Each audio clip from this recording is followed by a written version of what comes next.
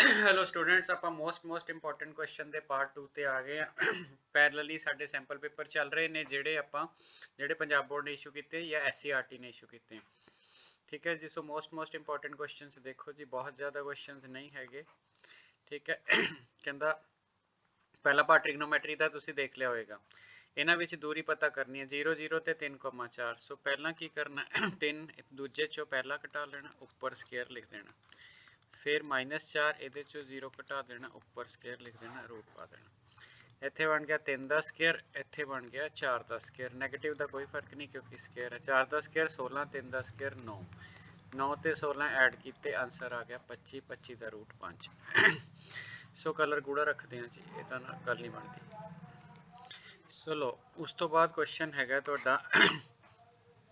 कहता है एक रेखा ते होण सरेखी, एक रेखा ते होण कोलीनियर, मतलब 3 पॉइंट कोलीनियर ने तो के दा मुल पता करो।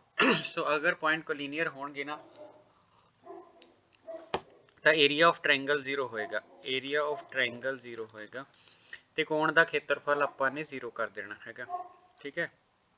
हुण त्रिकोण का खेत्रफल कड्ढण का की तरीका सीगा, मैं उपर लिख देना 2,3 4, इत्थे आपां लिखिए पहला पॉइंट लिख लो 2,3, दूजा पॉइंट लिख लो 4, के ते तीसरा लिख लो 6, -3। ठीक है। इनू रिपीट कर लीदा। ठीक है। 1/2 ये अगे होंगे, पर 1/2 का मतलब नहीं, इनू 0 के बराबर रखना। 1/2 का कोई मतलब नहीं क्योंकि उधर जाके 0 हो जू। सो आंसर आया 2 के, इन्हें इतना गुणा खानी -12। फिर ये इधर गया। ठीक है जी। एक मिनट तुसी पहला स्टेटमेंट देख लो। 2 के कॉमा इत्थे हैगा तुहाडे कोल 2, के 6, -3। ओके। ठीक है।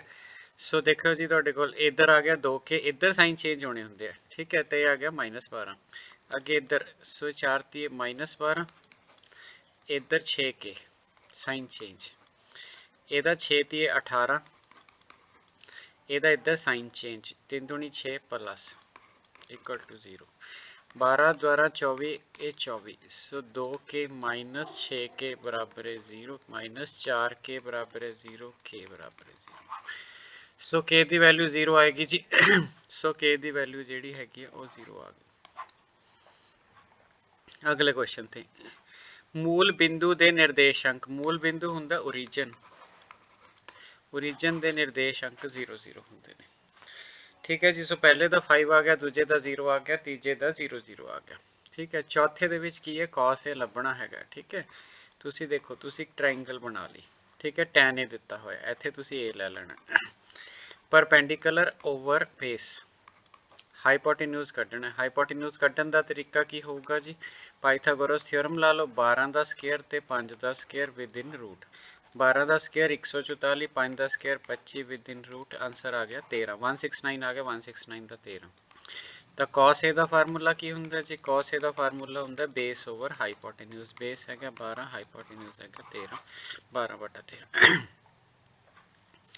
जेकर प्रोबेबिलिटी इवेंट की दी हुई है तो फेलियर की दसो। ठीक है। तो तुसी कुछ नहीं करना, फेलियर की प्रोबेबिलिटी कढ़नी हो, बार का मतलब वो ना होने की प्रोबेबिलिटी, तो एक चों आ घटा देना। ठीक है। हुण घटाण लगे ख्याल की रखना, पहला तुसी 1 लिखना तो 1.00 लिख लो। जिन्हों दिक्कत है, जिन्हों नहीं है वह आंसर आ गया। तो पॉइंट नीचे पॉइंट लिखना, 0 1 रखना, क्योंकि थोनों पता है घटाना, कई घटा गलत देंगे हैं। 10 विचों 1 घटाया 9, इत्थे 9 ही बचे सी। सो 0.99 आ गया। ठीक है जी। उस तो बाद आ गया तुहाडे कोल। ठीक है। सो ये चीज़ आ गई जी, तुहाडे कोल अपना आंसर आ गया। तो एक पासे नूं एक बार उछालिया जाता है तुहाडे कोल। ठीक है। पासे नूं एक बार उछालिया जाता है, 4 तो अधिक संख्या प्राप्त करने की संभावना की होगी। आ रहा पासा 1 2 3 4 5 6, 4 तो अधिक पासे नूं उछालिया जाता है, 4 तो अधिक संख्या, 4 तो अधिक 5 होगी तो 6 होगी। इसका मतलब ऊपर आ गए 2 केस। ठीक है जी। नीचे जेडे आ गए टोटल 6 केस, क्योंकि पासा उछालिया। 4 तो अधिक लैनी है, 4 तो 5 तो 6 ही ने। सो 2 एकम 2, सो 1/2 अपना आंसर आ गया। ठीक है जी। ਸੋ ਈਜ਼ੀ ਹੈ ਜੀ, ਕੋਈ ਐਡੀ ਲੰਬੀ ਚੌੜੀ ਗੱਲਬਾਤ ਹੈ ਨਹੀਂ ਕਿ ਅਗਰ 6-7 ਮਿੰਟ ਤੁਹਾਡੇ 10 ਨੰਬਰ ਪੱਕੇ ਹੋ ਜਾਣ ਤਾਂ ਦਿੱਕਤ ਵੀ ਕਿੱਥੇ ਹੈ ਤੁਹਾਡੇ ਕੋਲ। ਔਰ ਇਹ ਮੋਸਟ ਇੰਪੋਰਟੈਂਟ ਕੁਐਸਚਨ ਹੈ, ਲਾਜ਼ਮੀ ਆਣਾ ਇਹਨਾਂ ਚੋਂ। 7 ਸੈਂਟੀਮੀਟਰ ਅਰਧ ਵਿਆਸ ਵਾਲੇ ਚੱਕਰ ਦਾ ਖੇਤਰਫਲ ਕੀ ਹੋਵੇਗਾ? ਚੱਕਰ ਹੁੰਦਾ ਪਾਈ ਆਰ ਸਕੁਅਰ ਹੈ ਨਾ, ਤਾਂ ਪਾਈ ਦੀ ਵੈਲਿਊ 22/7, ਆਰ ਆ ਗਿਆ 7 22 ਗੁਣਾ 7 ਕੀਤਾ 154 ਸੈਂਟੀਮੀਟਰ ਸਕੁਅਰ ਹੋਊਗਾ ਕਿਉਂਕਿ ਏਰੀਆ ਹੈ। ਸੋ ਆਹ ਵਾਲੀ ਆਪਸ਼ਨ ਆ ਜਾਏਗੀ। ਠੀਕ ਹੋ ਗਿਆ ਜੀ। ਸੋ ਕੇ ਦੇ ਕਿਸ ਮੁੱਲ ਲਈ ਵਿਲੱਖਣ ਸਮੀਕਰਨ ਹਨ? ਯੂਨੀਕ ਸੋਲੂਸ਼ਨ ਹੁੰਦਾ ਹੈ ਨਾ ਵਿਲੱਖਣ ਸਮੀਕਰਨ। तो पहले दा कोफिशिएंट डिवाइडेड बाय दूजे दा नॉट इक्वल टू पहले दा कोफिशिएंट डिवाइडेड बाय, एक कंडीशन हैगी है यूनिक सोल्यूशन ली a1 over a2 not equal to b1 over b2। So आ दो तो कैंसल हो गया उधर जाके। So k not equal to 4 चाहिए। सो k की वैल्यू 4 नहीं चाहिए। ठीक है जी। सो देखो जी क्वेश्चन नंबर 9 की कहता। क्वेश्चन नंबर 9 कह रहा है आ एंगल दिता है, आ टेंजेंट ਜਿਹੜੀਆਂ ਇਹ ਸਪਰਸ਼ ਰੇਖਾਵਾਂ ਨੇ ਤਾਂ ਉਰੇ ਵੀ 90 ਹੋਊਗਾ, ਉਰੇ ਵੀ 90 ਹੋਊਗਾ। ਚਤੁਰਭੁਜ ਬਣ ਗਈ, ਦੋ ਕੋਣ 90 ਡਿਗਰੀ ਦੇ ਨੇ, ਆ ਵੀ 90 ਆ ਵੀ, ਇੱਕ ਕੋਣ 115 ਡਿਗਰੀ ਹੈ। ਸੋ 90 ਜਮਾ 90 9 9 18, ਸੋ 295 ਹੋ ਗਿਆ ਜੀ।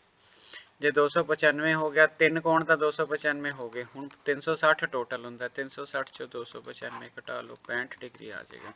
60 ਆ ਪਏ 5 ਆ, तो 65 डिग्री आ वाला कौन आएगा? आ वाला। सो इजी है जी, पी टी क्यू। सो ये 65 डिग्री आ गया ਤੁਹਾਡੇ को। ठीक है। किसे चक्कर ते स्थित, हाँ जी किसे चक्कर ते, आ मेरा पहले ही किया हुआ है।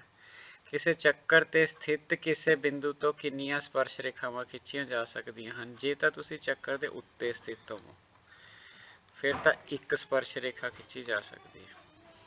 ਠੀਕ ਹੈ, ਜੇ ਚੱਕਰ ਦੇ ਉੱਤੇ ਹੋ ਤਾਂ ਸਿਰਫ ਇੱਕ ਸਪਰਸ਼ ਰੇਖਾ ਹੋ ਸਕਦੀ ਹੈ। ਜੇ ਚੱਕਰ ਦੇ ਬਾਹਰ ਹੋ ਤਾਂ ਆ ਇੱਕ ਤੇ ਆ ਦੋ, ਸੋ ਤਾਂ ਦੋ ਰੇਖਾਵਾਂ ਖਿੱਚੀਆਂ ਜਾ ਸਕਦੀਆਂ ਨੇ। ਠੀਕ ਹੈ ਜੀ। ਸੋ ਜੇ ਇੱਥੇ ਤੱਕ ਪਹੁੰਚ ਗਏ, शेयर कर दो जी अपने दोस्तों को। ठीक है, जे सबसक्राइब नहीं किया तो कर दो। सिर्फ 10 टेस्ट पेपर सॉल्व कर लो इदा के इंपॉर्टेंट क्वेश्चन दे, तो तुम फेल नहीं हो सकते, फुल मार्क्स लोगे। ठीक है जी, थैंक यू।